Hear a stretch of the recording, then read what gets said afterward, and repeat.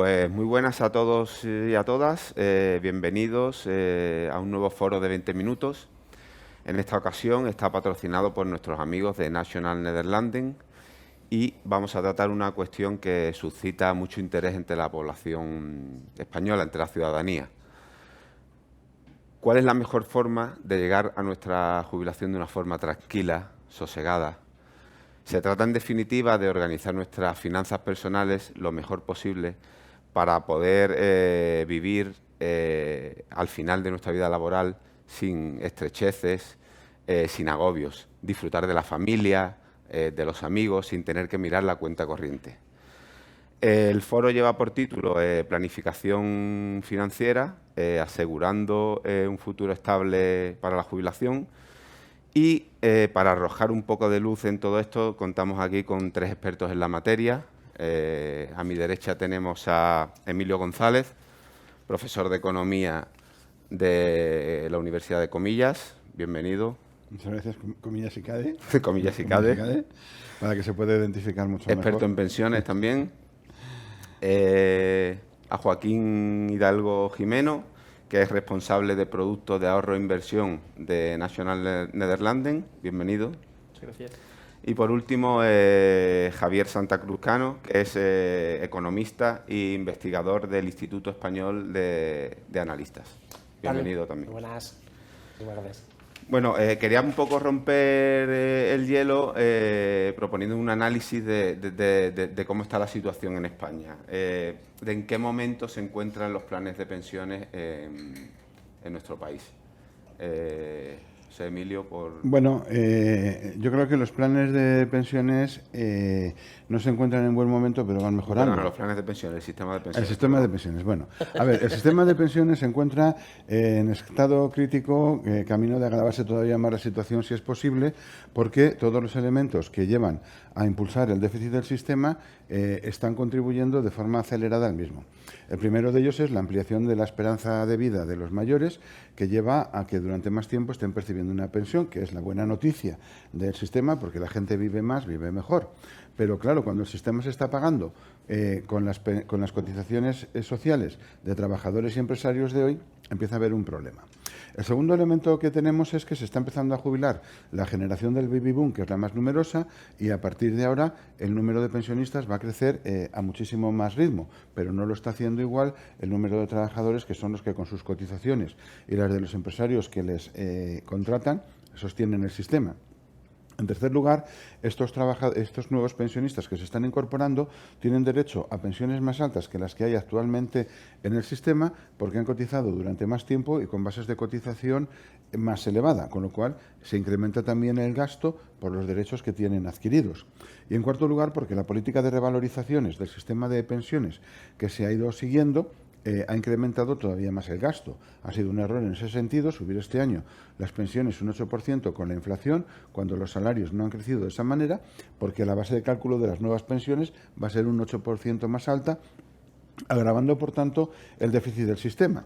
Y las medidas que está tratando de tomar el Gobierno para poder resolver, o por lo menos paliar durante algún tiempo, la ampliación del agujero que hay en el sistema de las pensiones, no son precisamente las más adecuadas, porque la subida de cotizaciones a la Seguridad Social que ha llevado a cabo la nueva cotización solidaria especial que va a entrar en vigor el año que viene, no supone nada más que impuestos que desincentivan el consumo si los va a pagar el trabajador, porque una parte de su renta ya no va a ser para consumir, sino para pagar el sistema de pensiones, o encarecer el trabajo si lo que tenemos es mayores cotizaciones empresariales a la Seguridad Social o una subida del salario mínimo para aumentar la base de cotización que implica nuevamente subidas de los costes laborales de las empresas, con lo cual en ninguno de los casos las soluciones son precisamente las más adecuadas y no van a servir para resolver el problema, porque no se está actuando sobre los elementos estructurales que implican precisamente el déficit del sistema de pensiones. Joaquín. Bueno, pues añadido a todo lo que ha dicho el profesor, tenemos que decir también que la percepción de la gente de cara a la longevidad es muy positiva. El National Nederlanden hizo un estudio sobre la longevidad y la expectativa que tiene la gente, digamos, de afrontar la jubilación, digamos, con una determinada salud en una serie de países europeos. y resulta que España es el país europeo en el que ese optimismo de cara a jubilarnos con más calidad de vida es mayor. Pero por otro lado, ese optimismo, si estamos hablando de salud financiera, pues ya no lo es tanto. Es decir, la gente no es 100% consciente de todo lo que ha comentado, pero cada vez empieza a ser más consciente de que hay que ahorrar para la jubilación. Y además aquí tenemos el reto de que no solamente es ahorrar para complementar nuestra pensión, dado que hay una serie de incertidumbres, sino que es que además, mientras ahorramos, tenemos que tener en cuenta que existe pues, un monstruo llamado inflación, que tenemos que superarla, tenemos que vencer la inflación y tenemos que hacerlo además con los vehículos adecuados para poder ahorrar y que nuestro ahorro conserve el valor durante el tiempo. Javier. Bueno, yo creo que esto es como el día de la marmota, ¿no? Porque esto si lo hubiésemos comentado, el diagnóstico es muy certero el que hacía Emilio, porque es lo que decíamos hace 5, hace 10, hace 15, hace 20 años, ¿no? Con diferentes graduaciones, porque lo que se ha producido en estos últimos 4 años ha sido una aceleración del gasto en pensiones por medidas específicas tomadas por los gobiernos que hemos tenido en estos últimos 4 años, pero además la coyuntura tampoco favorece a que podamos ser optimistas a futuro desde el punto de vista de tener un sistema no solo ya que pueda pagar pensiones, que es al final una cuestión que dices, bueno, si no se pagan pensiones con las cotizaciones sociales, se echa mano de presupuestos generales, que es, por ejemplo, lo que se está haciendo desde hace ya un tiempo, la inyección de una transferencia directa de casi 40.000 millones de euros en los últimos meses. No es un problema tanto de pagar pensiones, es un problema de cuál es el efecto que eso tiene sobre la economía, sobre el sector productivo, es decir, a futuro, cómo estamos erosionando las bases de la economía productiva, de la economía española, para poder seguir pagando no solo esas pensiones, sino además garantizando una cierta estabilidad de ingresos, ¿no? Porque decías al principio, la cuestión de la tranquilidad, la cuestión de llegar a la jubilación sin preocuparse con la cuenta corriente, esto es una constante a lo largo del ciclo vital de una persona. Es decir, lo que intentamos es suavizar, tener una tendencia más o menos suave de consumos, de que el nivel de vida vaya creciendo poco a poco a lo largo del tiempo, y lo que más miedo da es en ciertos momentos donde eso se pueda romper, ¿no? Y donde no estemos suficientemente preparados para poder afrontar una situación de esas características. Entonces ahí es donde entra en juego el que si hace ya muchos años, es decir, desde la época cuando se inventa el primer sistema de seguridad social, cuando el canciller Bismarck hace ese primer diseño y establece la edad en los 65 años, porque era la edad de la esperanza de vida que había en la Alemania de finales del siglo XIX, ahí lo que ha terminado pasando es que el sector público quisiera proveer, adueñarse, por decirlo de alguna manera, de la previsión del futuro, cubriendo los riesgos tanto en el momento en el que se deja de trabajar, como incluso también esa longevidad, ¿no?, que comentaba Joaquín, de cómo se va alargándose conforme va pasando el tiempo. Eso ya no es suficiente y, por tanto, los privados, es decir, cada uno de nosotros, tenemos que proveernos de herramientas y, sobre todo, y por eso es muy acertado el título, la herramienta, digamos, va detrás del objetivo, y el objetivo fundamental es la planificación, ¿no? Es decir, mira, tenemos que tener una hoja de ruta clara para a partir de ahí poder tomar decisiones. Está claro que en este contexto pues nos hace falta tener algún complemento adicional a la pensión pública. ¿Qué beneficios nos pueden aportar, por ejemplo, los vehículos que hay, los diferentes vehículos que hay de ahorro, Joaquín? Bueno, pues tanto las entidades financieras como las entidades aseguradoras tenemos múltiples vehículos, productos, soluciones. Muchos de ellos tienen ventajas fiscales, pero bueno, desde el sector asegurador tenemos productos que son válidos pues para cualquier perfil ahorrador. Hay clientes que efectivamente no pueden soportar, digamos, una pérdida por invertir en renta variable y necesitan pues un nivel de protección determinado en su producto. Y entonces, adicionalmente, pues del sector, pues somos, digamos, tenemos la capacidad de dar esas garantías que, como hemos dicho, es fundamental también preservar el capital. Es decir, no solamente es ahorrar, sino preservar ese capital para ante determinadas bajadas de mercado, que no se nos vea perjudicado nuestro objetivo de ahorro y, sobre todo, pues que hay un cierto nivel de rentabilidad para poder batir a la inflación.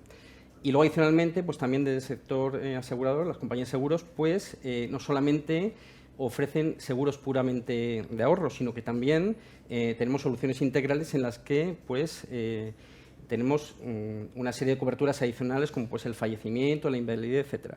Y hay una cosa que no sabe todo el mundo, que es la ventaja de ahorrar a través de un seguro de ahorro, es que facilita las sucesiones, porque, por ejemplo, un ahorrador que es un padre de 2 hijos, pues si pone como titular, como beneficiarios de ese seguro de ahorro a sus hijos, pues en el momento de fallecer, ese dinero no va a ir a la masa hereditaria, sino que va a ir directamente, lo van a cobrar directamente los herederos. Entonces facilita mucho el trámite para hacer esas herencias. Javier. Estas cosas que comenta Joaquín, y yo creo que si os parece bien tenemos que profundizar en ello en los próximos minutos, son muy importantes porque siempre hablamos de 3 factores que condicionan o que limitan la extensión de la previsión de jubilación, ¿no? Que es, uno, el desconocimiento o la falta de información o el acceso, que aunque ahora mismo estemos en una sociedad muy bien informada, en realidad muchas veces nos faltan herramientas para discriminar cuál es la información buena de la mala, cuál es la importante de la menos importante. En segundo lugar, el mantra que es habitual desde hace muchos años, que es el de la educación financiera malentendida, porque la educación financiera no es saber, digamos, los productos o no es saber las herramientas concretas, sino que es saber de estrategia. Es decir, necesitamos, por supuesto, tener el conocimiento de las diferentes herramientas, pero la educación financiera es estrategia, es un plan, es decir, es poder ejecutar a medio y largo plazo todas las decisiones necesarias para poder tener esa tranquilidad, tanto sea en el presente como en el futuro. Es decir, en general, no es una cuestión solo de pensar en la jubilación, y Joaquín mencionaba, por ejemplo, desde las coberturas de invalidez o de fallecimiento, que son enormemente importantes en un horizonte de ahorro a largo plazo. Y luego el tercer elemento también, que es cuál es el condicionante y cuáles son las condiciones que nos pone una regulación cambiante, ¿no? O sea, cómo hemos ido a lo largo de los años cambiando demasiado a menudo tanto sea los propios productos como pues, cuestiones desde la fiscalidad, pasando por el tipo de contratación y cómo se hace, cuáles son los requisitos que se piden para poder acceder a ese tipo de productos, y luego también la industria, pues cómo ha ido cambiando, ¿no? Cómo ha ido ampliándose y cómo ha tenido que hacerse más flexible a la hora de poder mandar tanto las coberturas a nivel individual, pero también a nivel empresarial, ¿no? Entonces ahí yo creo que de las pocas cosas que diría positivas que se han hecho a lo largo de los últimos años en materia de pensiones ha sido en los últimos 2 años impulsar los planes de empleo, es decir, poder coger y poder hacer previsión a partir de la empresa. Pero ojo, una cosa es arrancar y otra cosa es ver cómo va la locomotora. Entonces ahí es donde donde están las discrepancias y donde obviamente pues nuestra obligación, ¿no? Es la de advertir cuáles son los elementos que no funcionan, aquello que hay que cambiar y aquello que incluso puede ser bastante discutible desde su misma concepción. Yo creo que hay que tener en cuenta 3 cosas importantes. Porque se ha producido, en primer lugar, un cambio sociológico esencial. Un cambio sociológico que hace que por primera vez en la historia estén conviviendo juntas 5 generaciones. Porque lo normal es que convivan 3, que son abuelos, padres y nietos, pero ahora llegamos a 5. Y entonces las primeras generaciones están muy lejanas a las últimas, con lo cual los conceptos de solidaridad intergeneracional son más difíciles. En segundo lugar, está cambiando todo el panorama porque está aumentando la esperanza de vida, pero también está aumentando la calidad de vida con los años, con lo cual tenemos que cambiar por completo la mentalidad a la hora de afrontar el proceso de envejecimiento y la financiación del retiro, en el sentido de que no podemos seguir pensando en me jubilo a los 65 años y me pago una pensión pública. Primero, porque en España la edad de jubilación de 65 años la estableció en 1919 la Ley del Retiro Obrero, y desde entonces ha pasado más de un siglo y han cambiado para bien en ese sentido muchas cosas. En tercer lugar, no podemos seguir sometiendo la carga de la financiación del retiro a los presupuestos públicos, porque tenemos también el creciente gasto en materia de salud relacionado con el envejecimiento y el creciente gasto en materia de dependencia. Entonces, cuando estamos hablando del ahorro para la jubilación, no hay que pensar solamente primero en un ahorro, en fórmulas de ahorro para generar una renta para financiar la pensión, sino que también habrá que pensar en otras modalidades, como por ejemplo cuando se necesita la atención a la dependencia, que implica un coste adicional, y es también donde tiene que haber un cierto esfuerzo de ahorro. Y luego está también la tercera parte, es decir, bueno, yo he ahorrado, me jubilo, y ahora ¿cómo administro yo mi dinero? Y ahí también el sistema financiero es importante por las soluciones que ofrece, pues desde las rentas vitalicias, ayudar a administrar el dinero para que dure, etcétera, etcétera, donde también es necesario ese concurso precisamente del sector privado como complemento a la pensión, y que lo ideal fuera que fuera sustituyendo cada vez más el ahorro individual de cada uno a la pensión pública, porque así cada uno puede ajustar sus planes de ahorro a las posibilidades, primero, financieras y económicas que tenga, pero también a lo que quiera percibir durante la jubilación, para no verse limitado también a los propios límites que impone y a las propias incertidumbres que impone la seguridad social y el sistema público, porque el sistema público tiene hoy unos enormes agujeros financieros, y todo lo que nos está diciendo la Unión Europea, la OCDE, es que tenemos que empezar a recortar las pensiones. Esa incertidumbre sobre el futuro de la financiación de mi jubilación se pueden resolver si lo que tenemos es un ahorro privado que nos deje exentos del problema que tiene el sistema de que las cotizaciones de hoy pagan las pensiones de hoy. No, tú vas a pagarte tu pensión con tu ahorro, ¿no? Y entonces, en ese sentido, es importante cambiar la mentalidad y no esperarlo todo del Estado, sino que uno lo que se tiene que plantear es su propio plan y su propia estrategia para no verse afectado ni por esto ni por las decisiones políticas que afectan a todo esto. Vamos a hablar un poco más concretamente de estos productos de ahorro que existen. Tradicionalmente todo el mundo conoce los planes de pensiones, ¿no? ¿En qué momento se encuentran? ¿Es hoy en día un producto, digamos, adecuado? ¿Cómo están ahora mismo? Pues los planes de pensiones, bueno, como ya ha introducido Javier, ha pasado dos cosas. Una, digamos, positiva, que es que el Gobierno en los últimos años está incentivando lo que llamamos el segundo pilar, que es la previsión social empresarial. En concreto, con una serie de leyes se están fomentando, digamos, los planes de pensiones colectivos o de empleo simplificados, un poco para que no solamente las grandes empresas tengan acceso a esos planes, porque al final montar un plan de pensiones, pues en su momento pues había que contar con consultores, había que convocar una comisión de control, es decir, abogados, etcétera, era un proceso muy complejo. Entonces ahora ese proceso, gracias a ese tipo de leyes, pues se va a simplificar. En el caso de los autónomos también hay una figura especial de planes de pensiones para autónomos, entonces en ese sentido, bien. Pero ¿qué ocurre? Que no todas las personas pueden tener acceso incluso a planes de pensiones simplificados, porque a lo mejor su empresa pues, no tiene una capacidad de solvencia como para hacer un plan de pensiones de empleo, porque además requiere una aportación también por parte de la empresa. Entonces, ¿qué ocurre? Que lo que es el tercer pilar, que es la previsión individual, digamos, se ha visto desincentivada en los últimos años a la vez. Es decir, hemos pasado de tener un nivel de aportación relativamente alto a un nivel máximo de aportaciones para los planes de pensiones de 1.500 euros solamente. Entonces, bueno, en ese sentido, bien por la parte de previsión social colectiva, pero mal por la parte un poco de individual. Pero bueno, dentro de lo que cabe, la relativamente buena noticia pues es que lo que son las ventajas fiscales, a pesar de individualmente podemos aportar hasta 1.500 euros, pues esas ventajas fiscales se han mantenido. Ventajas fiscales que consisten, entre comillas, consisten básicamente en un diferimiento de la tributación.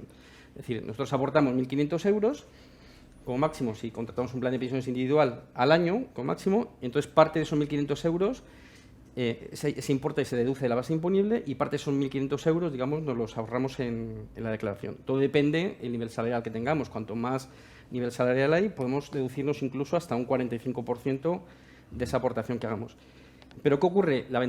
Esa ventaja fiscal es mayor o menor, depende cómo hagamos las cosas. Es decir, por un lado, esos 1.500 euros, es decir, esa deducción que tenemos de esos 1.500 euros, si la sabemos, digamos, invertir y sabemos capitalizar esa deducción, pues podemos tener un capital más grande a la jubilación, digamos. Es una especie de crédito fiscal pues, que nos da el Estado. Y luego, además, por otro lado, también depende cómo desacumulemos ese capital. Es decir, si nosotros lo repartimos cuando nos jubilemos a través de una renta, cuanto más largo sea la duración de esa renta, cuanto más largo repartamos esa prestación de jubilación, mucho mejor porque diluiremos el efecto fiscal. En cambio, si hemos ahorrado un determinado capital y lo desacumulamos justo en el momento, en el año que nos jubilamos, pues estaremos haciendo un muy mal negocio, porque probablemente estaremos pagando mucho más impuestos que los que nos hemos ahorrado en el momento de hacer esa aportación cada año. Y luego, bueno, ahí la verdad es que los planes de pensiones, estamos ahora mismo además en una época que el mercado está dando unas bonificaciones muy interesantes y, de hecho, bueno, en Nationale-Nederlanden este año, en este último trimestre, damos hasta un 10% si se cumple pues, una serie de condiciones. Muy interesante. No sé Es que la cuestión de los planes de pensiones, de cómo tanto la figura actual, los individuales y los de empresa, los colectivos, cómo han evolucionado, hay varios elementos que nos llevan un poco a la reflexión. Es decir, la figura del plan de pensiones, como tal, es una figura que es como cualquier otro activo financiero, tenemos que analizarla por sus componentes. Es decir, al final es un fondo de inversión que tiene una composición de cartera, la cual tiene que responder, tiene que dar servicio a los objetivos que tenemos en materia inversora y, en este caso, con una previsión de muy largo plazo, ¿no? Si estamos, cuando tenemos 20 años, cuando tenemos 30, tenemos un horizonte temporal bastante elevado y más a corto plazo cuando estamos cercanos a la edad de jubilación. ¿Qué es lo que ha pasado en la práctica en los últimos años? Que el plan de pensiones, lo decía Joaquín hace un momento, la desgravación fiscal, es decir, se invertía en planes de pensiones, se hacían aportaciones anuales al plan de pensiones con el único objetivo de conseguir esa deducción fiscal, que incluso cuando ya llegabas a la edad de jubilación no son pocos los casos, de hecho durante un tiempo fueron la inmensa mayoría, que lo que hacía era rescatar de golpe el dinero y por tanto vas al marginal del impuesto de la base general del impuesto de la renta, no vas a la base del ahorro. Es decir, lo mismo que te has desgravado en la base imponible general cuando has hecho las aportaciones, de la misma forma tienes que ir cuando estás haciendo el rescate del plan. Entonces, y ahí es donde se producían muchas veces incluso las crisis desde el punto de vista financiero de algunos recién jubilados, porque no les habían ni se habían informado ni tampoco se les había dicho, oye, cuidado,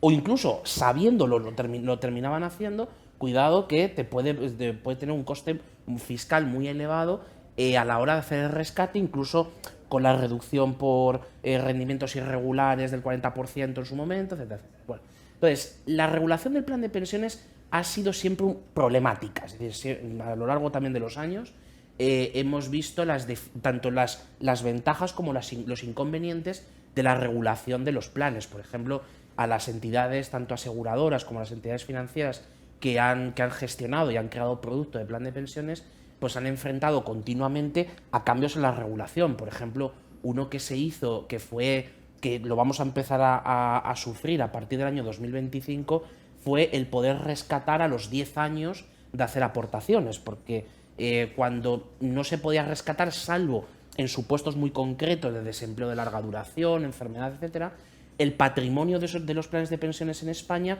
al menos iba creciendo de una manera apreciable a lo largo de los años y, por tanto, tenías una industria que podía tener el suficiente tamaño para tener también incentivos a sacar cada vez mejores productos, con mejor gestión y con costes más bajos. Sin embargo, todas este tipo de medidas aparentemente beneficiosas uno puede rescatar las aportaciones que hizo hace 10 años, pues evidentemente ya puso otro clavo en el ataúd de la planificación financiera básica, ¿no? Porque si lo que haces es tirar de un ahorro que es a largo plazo y es con el objetivo de la jubilación, lo más probable que lo hagas sea quemarlo en gasto corriente, es decir, que sea atender las necesidades más básicas del día a día y, por tanto, tener que ser más dependiente de una pensión pública que siga subiendo en los años siguientes. Y por último, una cosa con respecto a los planes de empleo, es decir, el plan individual se ha ido desincentivando de una manera muy importante y los planes de empleo, o sea, y como moneda de cambio se ponen los planes de empleo. Entonces, los planes de empleo veníamos de un tamaño muy pequeño, es decir, como Joaquín explicaba, es decir, las grandes compañías sí podían permitirse tener un plan de pensiones de empleo. Una zona de España los ha tenido desde ya creo que son 40 años de existencia, que son las EPSV vascas, es decir, como las industrias, sobre todo las compañías, incluso las medianas, no solo las grandes, tenían esa figura de plan de empleo con una generosidad en el tratamiento fiscal de las aportaciones y también de las prestaciones, que ha llevado, por ejemplo, a que todavía el País Vasco, que es la zona de España con el mayor déficit de la caja de la Seguridad Social, si lo que hiciésemos fuera territorializarlo, por lo menos tiene un 35% de su PIB en ahorro en esos vínculos. Entonces, la cuestión es que había que extenderlo, había que procurar que todas las empresas pudieran acceder a hacer su plan de empleo o a colgarse de alguno, por ejemplo, en el caso de los autónomos, a las organizaciones que lo están promoviendo. Pero ahí surge el problema, que es la pregunta clave de todo esto, que es, si yo no tengo capacidad de ahorro, si la empresa además se enfrenta, como decía Mira al principio, a una subida de las cotizaciones sociales a partir de las que vemos este año, pero también el año que viene, ¿qué margen tengo para poder coger y para poder aportar, ¿no? Entonces ahí es donde entra, en el caso de las empresas, intentar ser más eficientes, intentar ser más productivos, cosa complicada en muchos sectores, y sobre todo por el tamaño de la empresa, y en el caso de la familia tener una planificación muy estricta de presupuestaria para poder rascar algo que podamos coger y podamos, sobre todo los autónomos, poder aportar este tipo de planes. Es que precisamente en el tema de los planes de empleo, que yo cuando trabajaba para el grupo Pearson, para el dueño de Financial Times, teníamos un plan de empleo en el que la empresa, podíamos hacer aportaciones todos los años, y luego la empresa, aparte de los beneficios, también los incluía ahí. Pues eso te funciona cuando tú tienes, primero, unos niveles de productividad bastante altos. Y el problema que tiene la economía española es que la productividad de la empresa española en general está por debajo de la media de la Unión Europea, porque estamos hablando de que en este país el 98% de las empresas tienen menos de 10 empleados, con lo cual estas empresas tienen serias dificultades para poder aportar a los planes de empleo, ¿no? Estamos hablando de comercios, bares y pequeños negocios que viven con lo justo, y que todas las políticas de subidas salariales, de salario mínimo, etcétera, reducen eso, que además tampoco tienen capacidad, para muchas de ellas, para invertir en nuevas tecnologías que les permita generar un margen de beneficios para invertir también en todo esto. Pero además, para mí el tema de los planes de empleo me suscita dos cuestiones. La primera, cuando los gobiernos intentan tanto plan de empleo, normalmente acaba siendo, por un lado, una fórmula de redistribución nuevamente de la renta entre ahorradores, un mecanismo de solidaridad social, pero la solidaridad se debe ejercer a través de los impuestos y a través del presupuesto público, no a través del ahorro privado. Y en segundo lugar, que a los planes de empleo muchas veces se les imponen las limitaciones de en qué pueden invertir, y en general es para colocar la deuda pública del gobierno y, por lo tanto, para abaratar la financiación del gobierno. Y aunque parece que la deuda pública es lo más seguro del mundo, cuando un país tiene una deuda pública del 114% del PIB, ya pasa a no serlo tanto, porque puede tener en algún momento problemas de crisis de deuda soberana, afectando de forma negativa al patrimonio de los planes de empleo.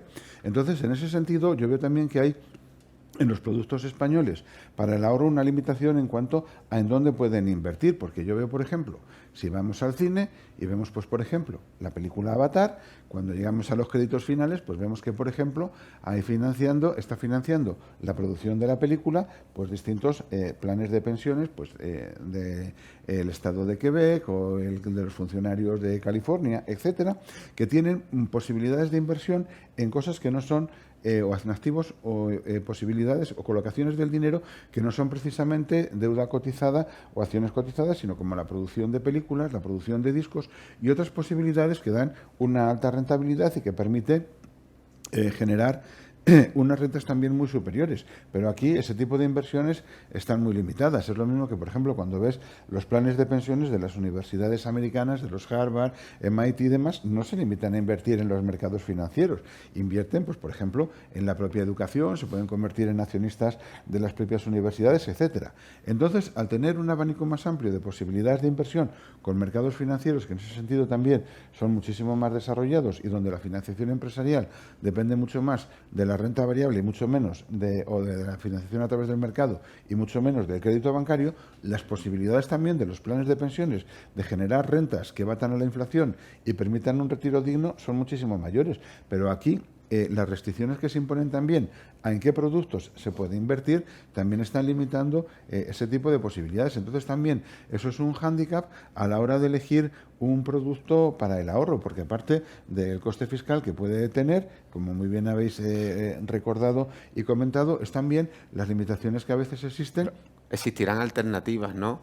Claro, es que la ¿no, alternativa Joaquín, por es, ejemplo, que si yo puedo coger un fondo de inversión que me puede hacer una serie de inversiones porque no tiene las limitaciones que tienen los instrumentos de ahorro previsional, pues puedo pensar en una rentabilidad mucho mayor y aunque no tenga la ventaja fiscal ahora, puedo compensar de otra manera. Y en ese sentido también todo lo que es la concepción de composición de los productos de ahorro previsional está también sesgada a unos ciertos intereses. Se ha querido llevar a la gente a la colectivización del ahorro con una idea de solidaridad que no se debe de ejercer a través del ahorro previsional, sino a través del presupuesto público y con unas limitaciones también respecto a riesgos, pero también respecto a posibilidades de financiación que siempre acaban beneficiando a quien hace la ley, que es quien acaba emitiendo la deuda pública. hablaba antes, ¿qué alternativas? Porque existirán, vamos a ponerle nombre, Joaquín, por ejemplo. Pues bueno, alternativas puede haber muchas. Lo que pasa es que si ya hablamos de alternativas con ventajas fiscales, pues ya no hay tantas. Es decir, una figura muy interesante son los seguros de vida, ahorro, modalidad SIAL. SIAL, digamos, un tipo de solución aseguradora regulada que está dentro del marco de ahorro 5, porque no solamente este tipo de seguros lo ofrecen las entidades aseguradoras, sino también hay la versión bancaria, que es el CIAL.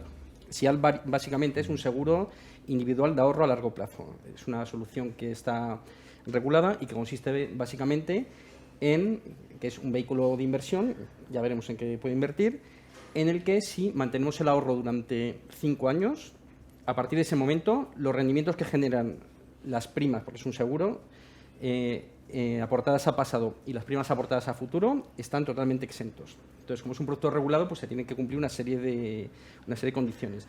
Primero, pues solamente podemos aportar 5.000 euros. Es un importe que, bueno, que está limitado, pero por lo menos es mucho más que los 1.500 euros que tiene un plan de pensiones. Además, es una solución que puede ser no solamente alternativa, sino además complementaria. Podemos tener un plan de pensiones, aportar 1.500 euros y luego tener un producto SIAL aportando 5.000 euros.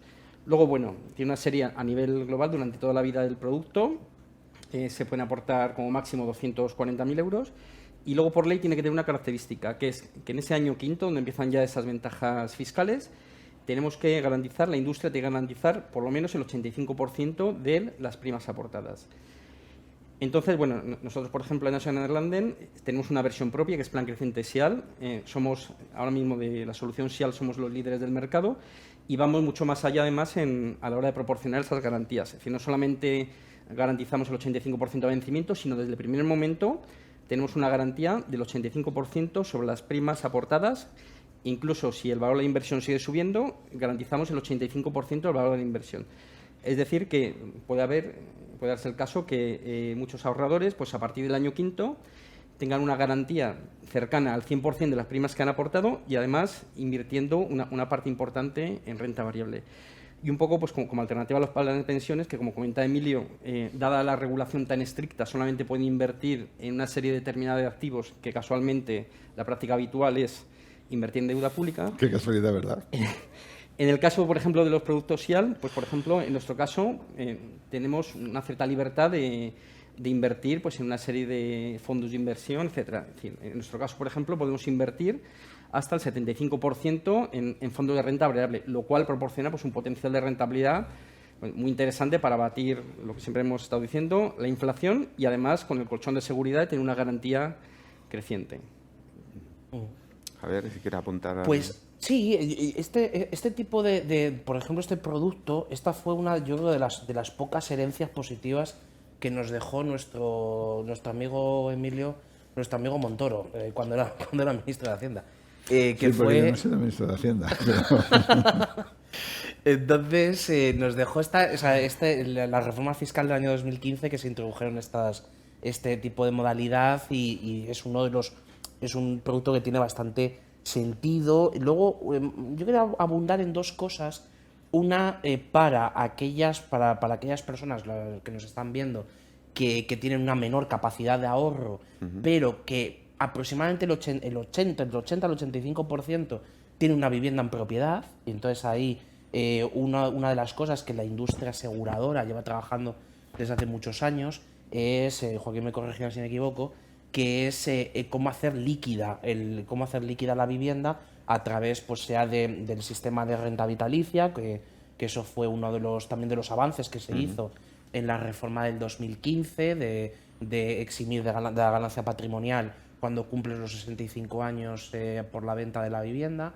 Luego otras modalidades que están empezando otra vez a tener algo más de, bueno, un poco de predicamento, ya veremos de mercado cómo es, que es la nuda propiedad, la hipoteca inversa, es decir, cosas de este estilo. Pero bueno, sobre todo poner el foco en cómo el mercado pues va a seguir madurando el tipo de solución de poder hacer líquida ese patrimonio que, como digo, más del 80% de los españoles tienen al menos una vivienda en propiedad, que es su vivienda habitual, y por tanto va a hacerlo, intentar generar las rentas que le permitan poder coger y poder tener una jubilación más tranquila. Y luego, en el caso de aquellos que nos vean, pero que sean patrimonios más altos, ahí sobre todo destacaría aquellas fórmulas que también son de la industria aseguradora, que son muy interesantes para una de las oleadas que tenemos en este momento y que probablemente a futuro lo tengamos más, que es toda la fiscalidad sobre el patrimonio. Entonces,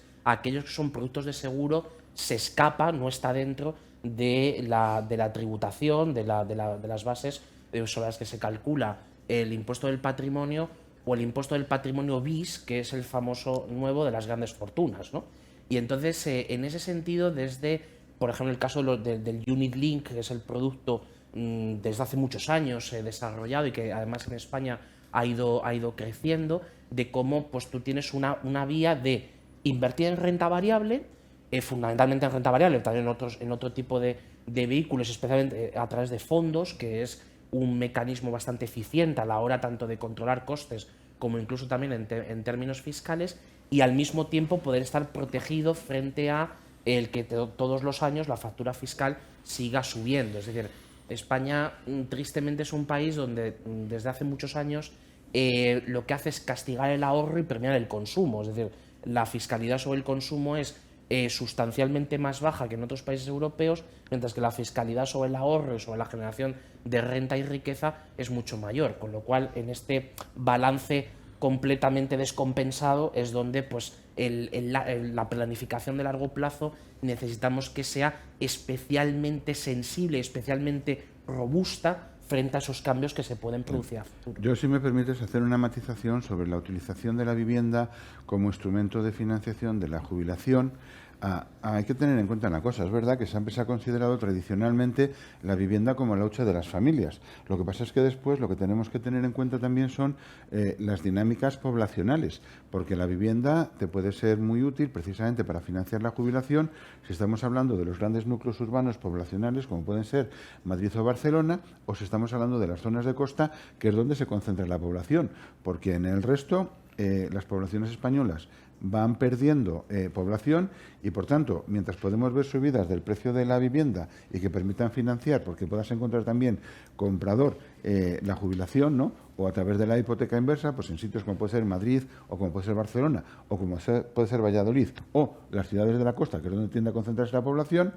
En otros lugares lo que tenemos es que el mercado inmobiliario está parado, que los precios están parados o están bajando y que hay un stock creciente de viviendas vacías como consecuencia de una pérdida continua por parte de la población.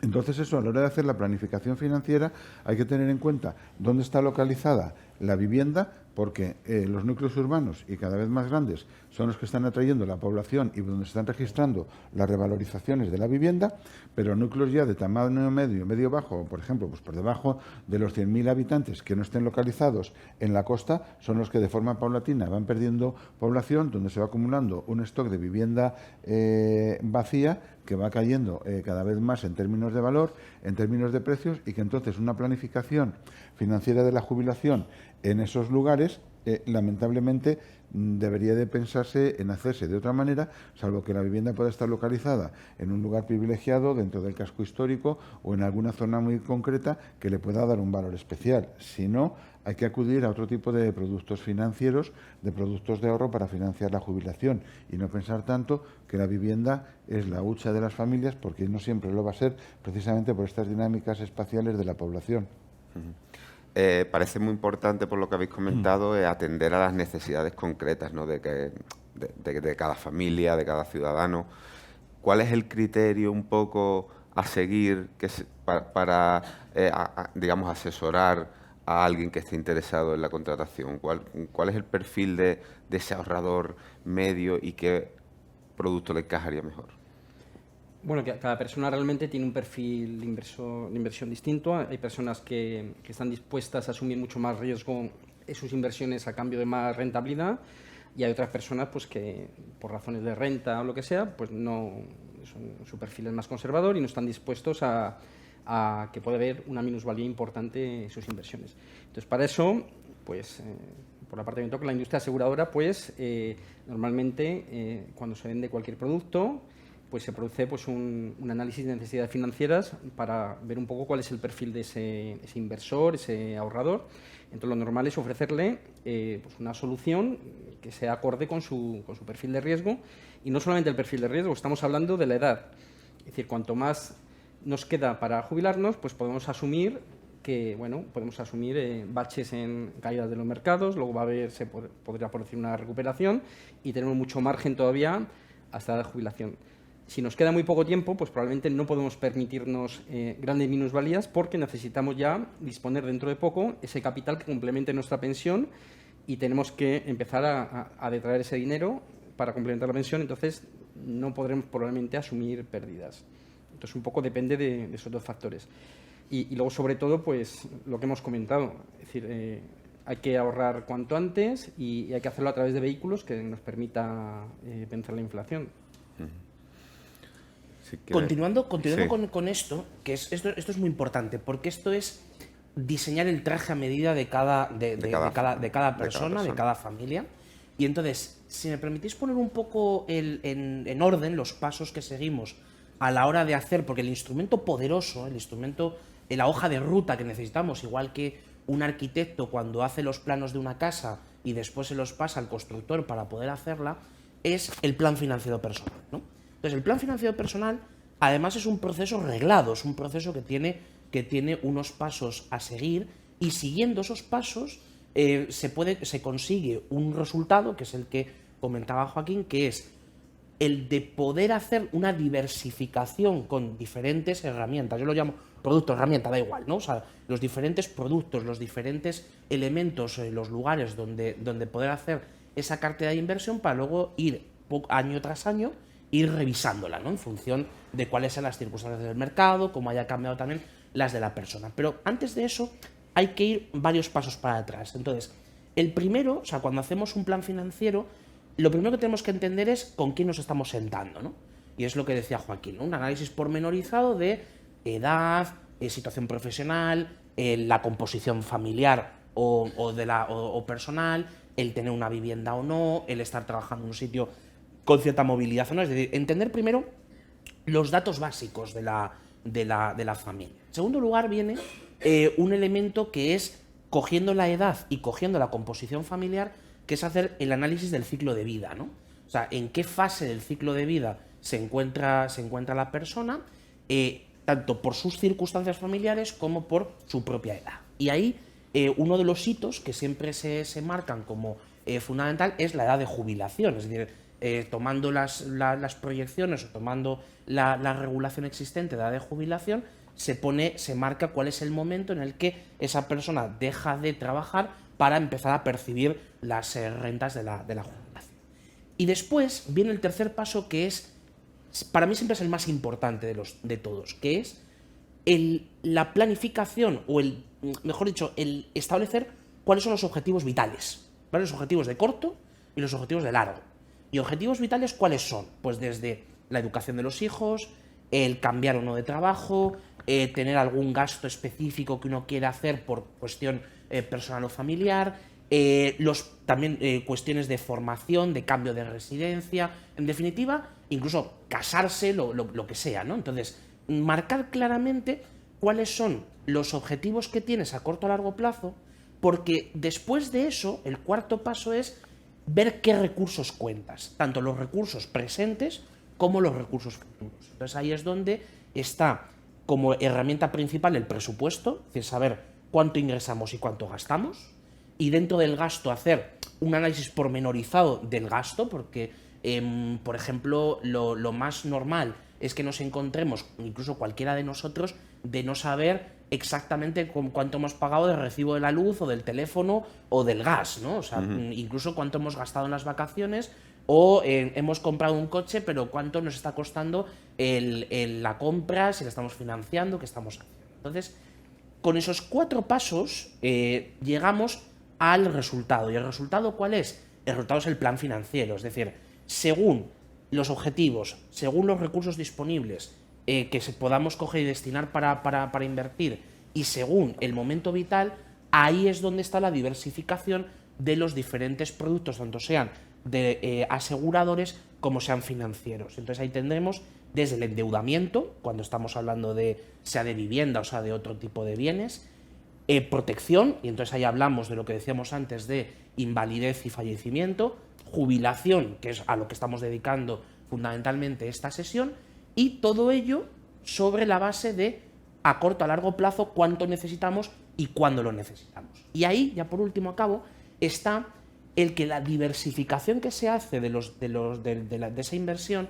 tiene que responder al momento en el que necesitamos el dinero. Es decir, por ejemplo, Joaquín lo decía hace un momento, decía, es que si estamos, por ejemplo, muy cercanos, en el caso de la edad de jubilación, pues obviamente no podemos invertir en aquellos productos que pongan en riesgo el capital en un corto espacio de tiempo. Entonces ahí es donde está el conocer, esto ya nos ayudan las matemáticas, ¿no? Nos ayuda el análisis de mercado. El análisis de mercado lo que nos dice es que para obtener rentabilidades consistentes, por ejemplo, en renta variable del 6-7% anual, a largo plazo necesitamos necesitamos pagar una volatilidad, ¿no? La volatilidad es el precio a pagar para obtener una rentabilidad determinada del 34%, ¿vale? Arriba y abajo se pueden mover esas inversiones y tenemos que ser capaces de saber si lo vamos a soportar o no lo podemos soportar.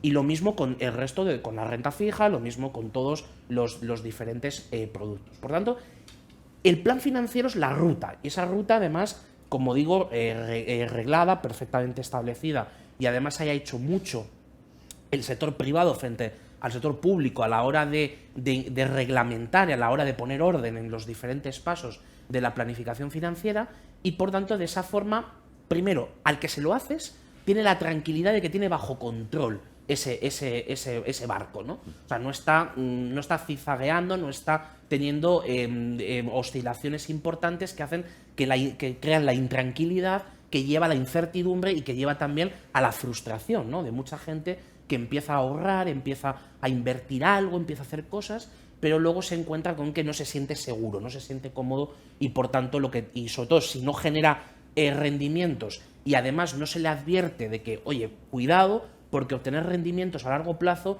no es una cosa que se empiece por el minuto 1.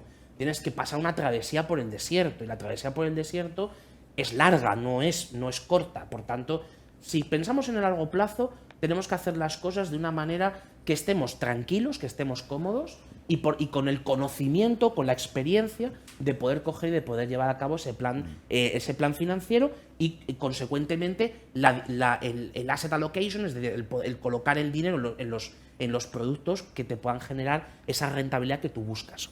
Yo te diría además una cosa, que junto a todo ello y probablemente como paso previo, lo que necesitamos es un cambio cultural en un doble sentido. Primero, el pensar que nosotros tenemos que asumir la responsabilidad sobre nuestras propias vidas y no delegar en el Estado la solución de nuestros problemas. Y una de las responsabilidades sobre nuestra propia vida es ser capaces de proveer de los recursos financieros para financiar nuestro retiro y no confiar en que el Estado siempre nos lo va a resolver. ¿Por qué? Porque el Estado siempre pagará. Lo que no sabemos es cuánto, y lo que no sabemos es, con las dinámicas que tenemos con la seguridad social en términos de pagos y de ingresos, cómo va a ser la pensión del futuro, porque estaremos sujetos a incertidumbres y tendremos pensión, pero probablemente de aquí a unos años, pues puede ser un 20 o un 30% más baja de lo que esperaríamos hoy que fuera. Y entonces eso nos lleva al segundo paso, que es la recuperación, con la recuperación de la responsabilidad individual sobre cada una de nuestras vidas, la recuperación de la virtud del ahorro. Puede que no seamos capaces de ahorrar para financiarnos plenamente con nuestro ahorro privado una jubilación, pero a poquito que podamos conseguir ahorrar siempre va a ser una ayuda y siempre va a ser un complemento necesario que no nos deje expuestos a las variaciones y vulnerabilidades de un sistema como el sistema público de pensiones, que tiene un agujero financiero que va a ir a más. Entonces, yo creo que también esas son dos cuestiones que tiene que pensar la gente, que tiene que recuperar la responsabilidad individual y la virtud del ahorro que tenían nuestros mayores, porque salvo personas que estén en una situación de renta muy límite, prácticamente el 70, el 80% de la población española puede dedicar algo todos los meses a un ahorro, aunque sea una modesta cantidad de 20 euros.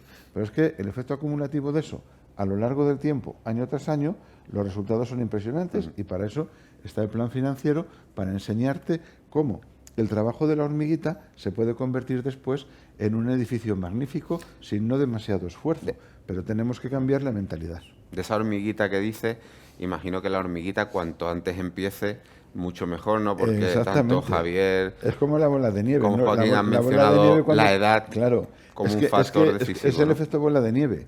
Si tú la bola de nieve la dejas caer por la ladera de la montaña y recorre 500 metros, va a ser más pequeña que si en lugar de recorrer 500 metros, recorre 2000, porque va acumulando más nieve y va engordando mucho más. Y es que es un efecto bola de nieve, porque no es lo mismo poner 20 euros todos los meses y tenerlo durante 10 años generando rentas, que tenerlo durante 30 años, porque las rentas que generan se acumulan y van generando nuevas rentas, que eso es la maravilla del tipo de interés compuesto, y por eso precisamente la necesidad de empezar cuanto antes. Yo les comentaba antes que a mí uno de los grandes consejos que me dio mi padre fue: hijo mío, en cuanto empieces a trabajar, hazte un plan de pensiones. Y lo seguí y estoy tranquilo. ¿Y qué edad sería conveniente para empezar con estos vehículos? Pues cuanto antes mejor, cuanto más desde cuando empezamos a trabajar, si nos podemos abrir cualquier solución de ahorro, sea plan de pensiones o sea lo que sea, mejor, un poco por la magia, lo que ha comentado Emilio, de la capitalización compuesta. La capitalización compuesta, es decir, que los intereses además generan más intereses del vehículo en que invertimos. Cuanto más largo es el plazo, ese efecto bola de nieve, es decir, cuanto más larga es la ladera, pues la bola de nieve se hace cada vez más grande. Y bueno, y es curioso porque, aunque creemos que no, yo creo que la gente cada vez está más concienciada de esa necesidad de ahorrar y ese déficit que puede haber en las pensiones. De hecho, bueno, en la encuesta que hemos comentado antes sobre la longevidad y la percepción de los europeos en cuanto a la salud financiera y el reto que puede suponer la longevidad en esa salud financiera, a nivel España tenemos una serie de conclusiones muy interesantes, que es que resulta que las personas ya que están en edad de jubilación, en torno al 60%, desconfían en cierta forma de si van a poder seguir percibiendo, no que dejen de percibir pensión, pero siguen percibiendo las pensiones que están percibiendo hasta el momento. Pero es que en el caso de las personas jóvenes, aunque creemos que no están concienciadas, el 73% asumen que puede haber dificultades en las pensiones públicas. Sin embargo, esto no está alineado con la forma de actuar, porque realmente cuando la gente empieza realmente a ahorrar para la jubilación es cuando ya tiene una cierta edad, 45, claro, 50 años. Sin embargo, las personas jóvenes, digamos, no están en este momento ahorrando para ese fin, probablemente porque a lo mejor están pensando en unos objetivos más a corto o medio plazo, que es comprarse una casa, tener hijos, etcétera, y no están reservando ese dinero de esa forma. Hay que seguir el consejo del padre de Emilio, a pesar de que sí que están empezando a ser conscientes de que lo tienen que hacer. Eso es. Eso está pasando de manera, además, se puede ver, ¿no? Se puede coger, se puede ver en nuestro día a día. Pero la pregunta siguiente siempre es, bueno, ¿y esto cómo empieza? O sea, esto está muy bien, tal, o sea, lo entendemos, pero el cómo empieza. Entonces hay una barrera que la comentábamos al principio, que es la barrera del poder adquisitivo, ¿no? De cuáles son los recursos disponibles, ¿no? Y entonces esa barrera primero hay que cruzarla, es decir, hay que saber, aunque sean 10 euros, 20 euros, 50 euros, lo que sea, la cantidad que sea, ahora mismo contamos, y esto es una de las cosas que hace años no existía tanto, pero ahora ya está prácticamente generalizado en cualquiera de los proveedores, de poder invertir desde cantidades muy pequeñas. Pero para poder invertir, ahí hay una cosa muy relevante que es, primero, necesitamos un plan financiero.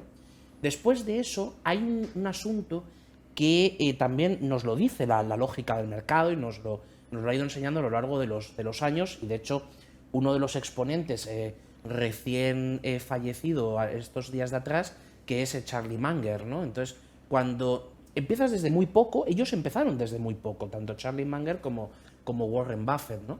Y entonces, una de las cosas que aprendes de este tipo de inversores, pero en general lo ves en todos desde nuestra propia familia hasta otros a cualquiera que conocemos, es necesario estar siempre invertido. Es decir, esto de estar entrando y saliendo del mercado continuamente es la peor de las ideas que uno puede tener. ¿Por qué?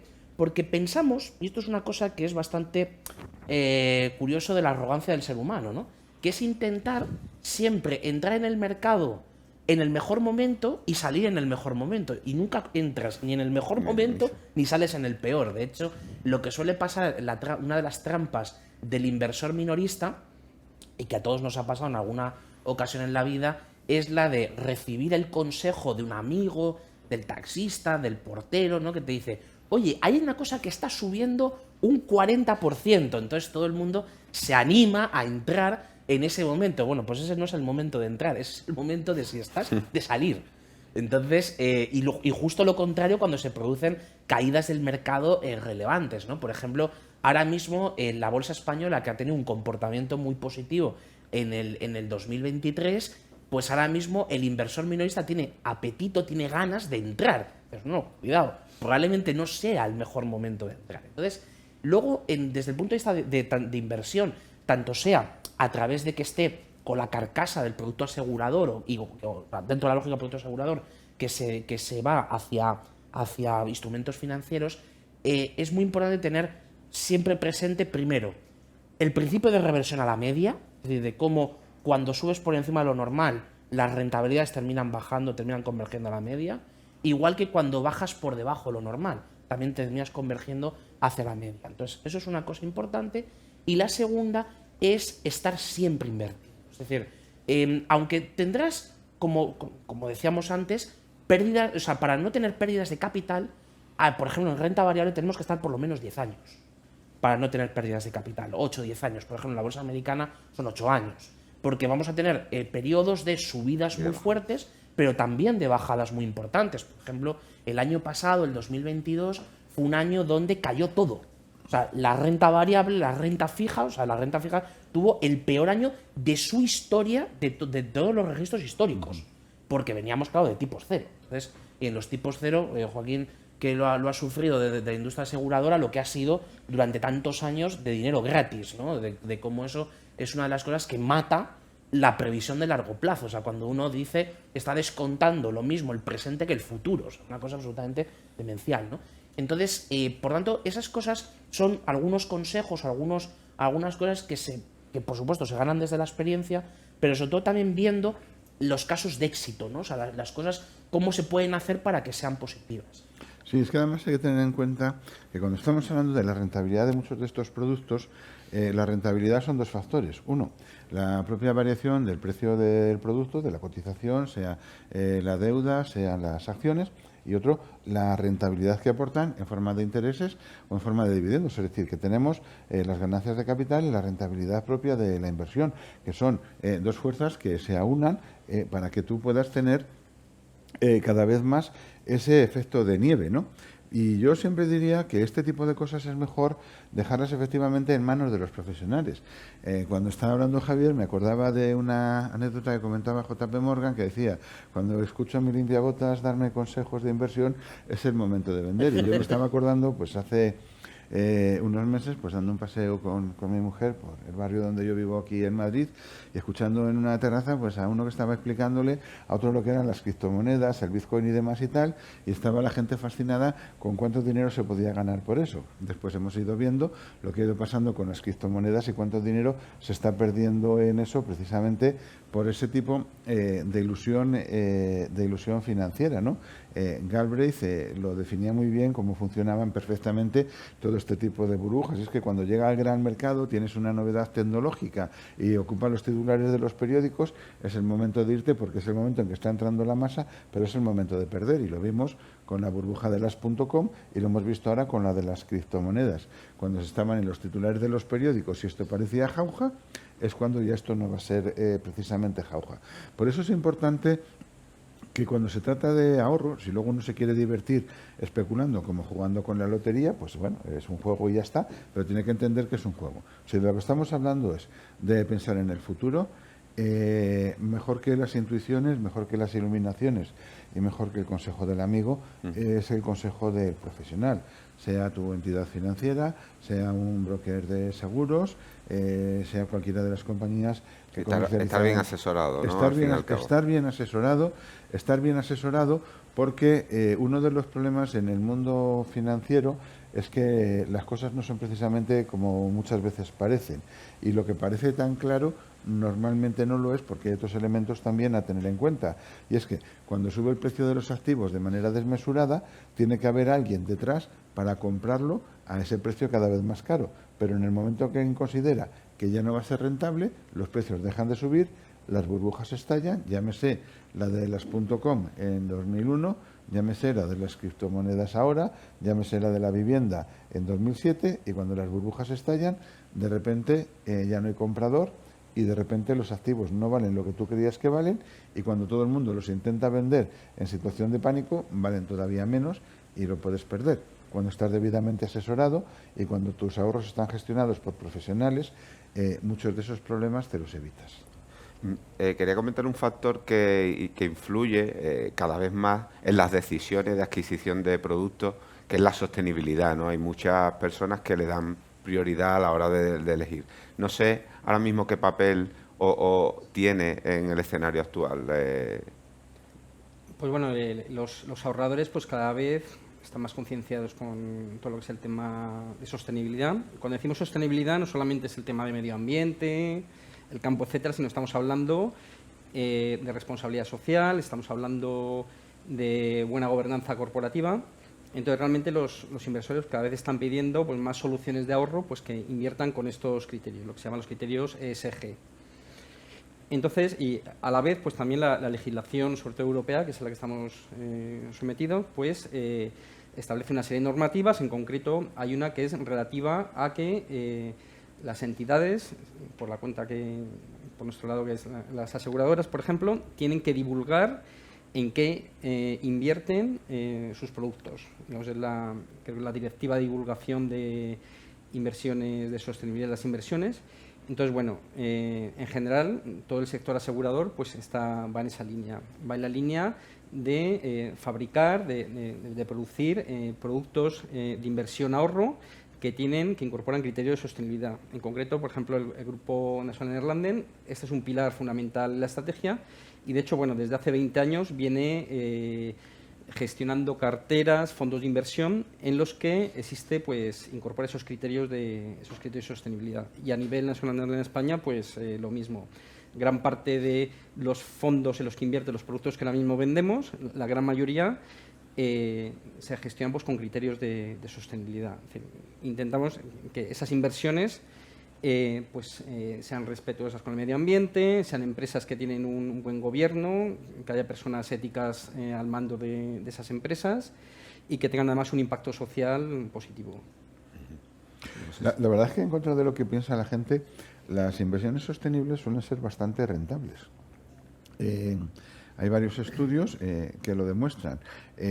Pero sobre todo, porque en cuanto estamos hablando del buen gobierno corporativo, el buen gobierno corporativo no significa otra cosa que los gestores deben de estar sometidos y siempre pensando en el interés de quiénes son los accionistas de las empresas, sean accionistas que se sienten en el Consejo de Administración o sean fondos de inversión, de planes de pensiones, compañías de seguros que invierten. ¿Por qué? Pues porque las empresas con buen gobierno corporativo, pues las posibilidades de fraude son muchísimo menores, las posibilidades de captar capital con menor coste financiero son muchísimo mayores, mejorando la situación de apalancamiento y la situación de rentabilidad. Y es que a veces da la sensación de que cuando se habla de inversiones sostenibles nos vamos a preocupar más por el medio ambiente, pero menos por la rentabilidad, pero lo cierto es que después, cuando vamos viendo la rentabilidad en el paso del tiempo de las inversiones sostenibles, la rentabilidad muchas veces puede superar la rentabilidad media de otro tipo de activos, donde precisamente, por falta de control del gobierno corporativo, de malas decisiones, etcétera, lo que se ha perdido es bastante dinero. Y de hecho, eso en España, desde 1996, que el Círculo de Empresarios introdujo en España todas estas ideas del buen gobierno corporativo, etcétera, las empresas que lo han seguido se nota claramente que van mejorando sus resultados por transparencia, etcétera, son mucho más responsables los directivos frente a los accionistas y eso al final en el medio y largo plazo redunda en seguridad de la inversión y en rentabilidad cada vez mejor. En la parte esta que estamos comentando, que es del governance, ¿no? de cómo se hace el gobierno corporativo, es bastante evidente. La parte social, bueno, también es fácil, ¿no? de poder ver cómo las inversiones se generan mejores resultados, pues cuando no hay casos de esclavismo, de problemas, por ejemplo, de unas condiciones laborales que sean horribles, etcétera. La parte del medio ambiente, ahí es donde yo tengo mis dudas. Tengo dudas, yo creo que bastante serias, porque hay una parte que es muy clara, que es, por ejemplo, aquellas empresas que o vienen del sector renovable o invierten en renovables, por ejemplo, y dentro de esa parte de lo verde, de lo que se considera verde, la taxonomía europea incluyó, porque no podía dejarlo fuera, tanto a la energía nuclear como al gas, porque al final si no nos quedamos sin fuentes de energía de respaldo, entonces estaríamos haciendo un pan como dos tortas.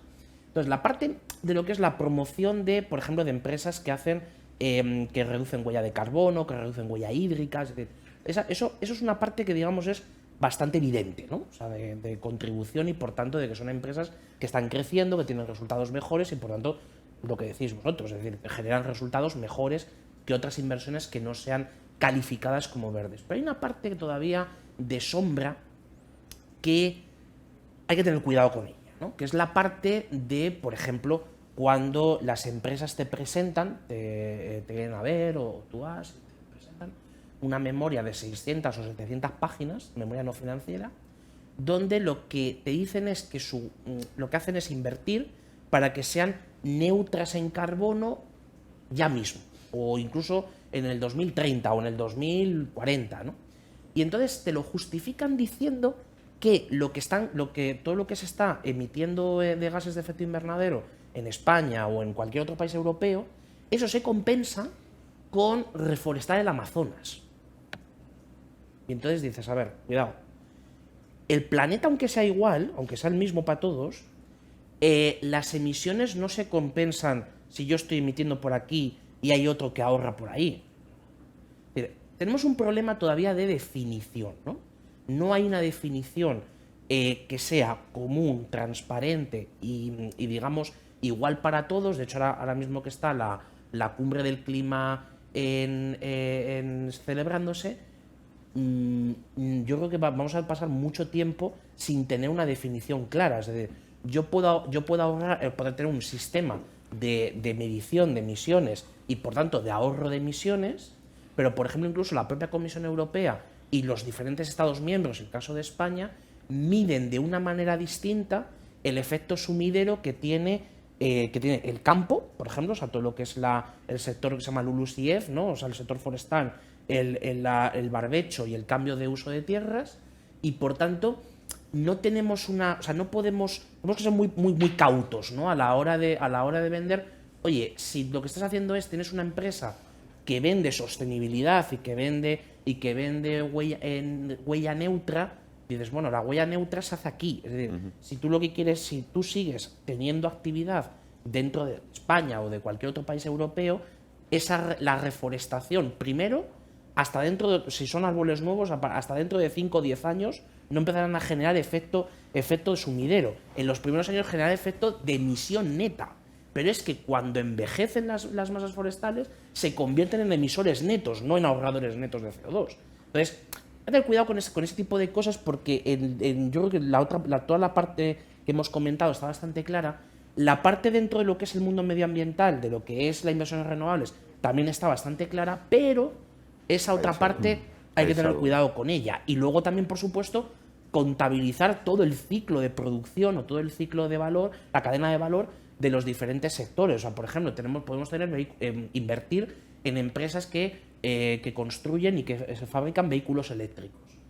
Pero ¿de dónde sale la batería? La batería sale de un proceso de extracción que es altamente contaminante. Lo mismo pasa con el reciclaje de ese tipo de instrumentos. Luego también ahí estamos creando sostenibilidad medioambiental, pero estamos creando una dependencia enorme desde el punto de vista geopolítico de pocos países que van a tener la sartén por el mango, más aún de la que ya la tienen, en los próximos años. Entonces esas cosas son las que hay que balancear. Sí, además hay que tener en cuenta que hay una serie de avances tecnológicos, especialmente en el mundo de la energía, que son importantes y que lo pueden trastocar todo. Por ejemplo, ya hace unas semanas ya se ha conseguido un balance energético positivo en la fusión nuclear, y entonces eso también va a cambiar todo el panorama en este tipo de inversiones, porque estamos hablando de una energía basada en el hidrógeno, que es limpia y que es enormemente abundante, con lo cual estamos viendo ya en estos momentos en la valoración de las empresas en bolsa, etcétera, cómo están reposicionándose otra vez todo, porque parece que ya va a ser eso posible. Y luego hay que tener en cuenta también otra cosa. Estamos en un mundo de predominio de Internet, de las redes sociales, y donde todo se difunde muy rápidamente. Y entonces está el efecto reputacional para quien no siga precisamente todas estas ideas de sostenibilidad, y porque puede ser bastante adverso cuando las cosas se descubren.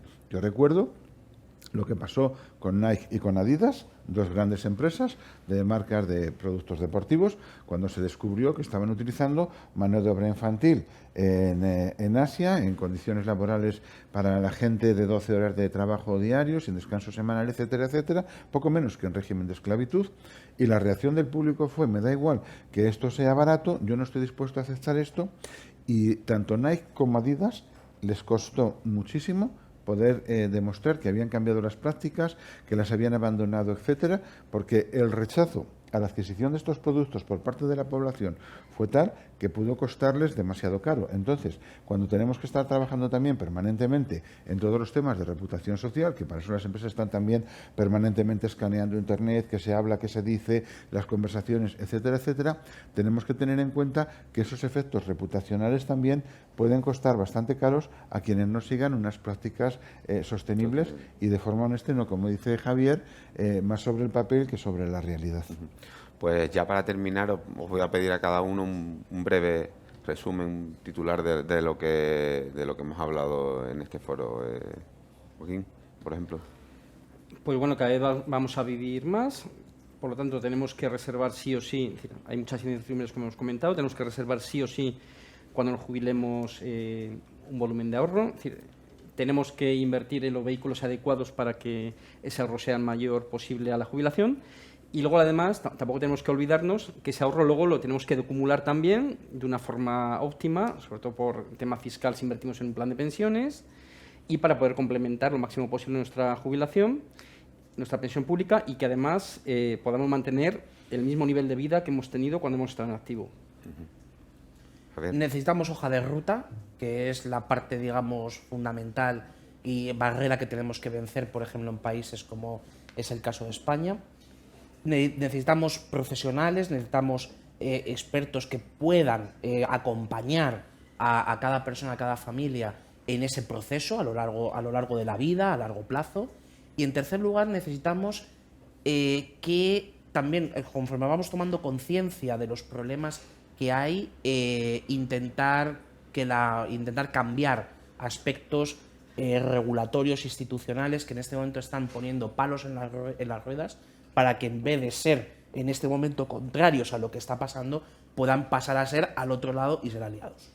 Yo creo que es necesario recuperar la responsabilidad individual sobre la vida de uno mismo, desconfiar en que el Estado lo va a resolver todo, porque la solución puede que no nos guste y, por tanto, empezar a recuperar la virtud del ahorro, aunque sea pequeñito lo que se pueda empezar a ahorrar. Pues nada, hasta aquí ha llegado este foro de planificación financiera, asegurando un futuro estable para la jubilación, patrocinado por National Landen. Muchas gracias a nuestros invitados por estar aquí. Un saludo, que paséis un buen día y nada, mucha suerte a todos. Gracias. Gracias.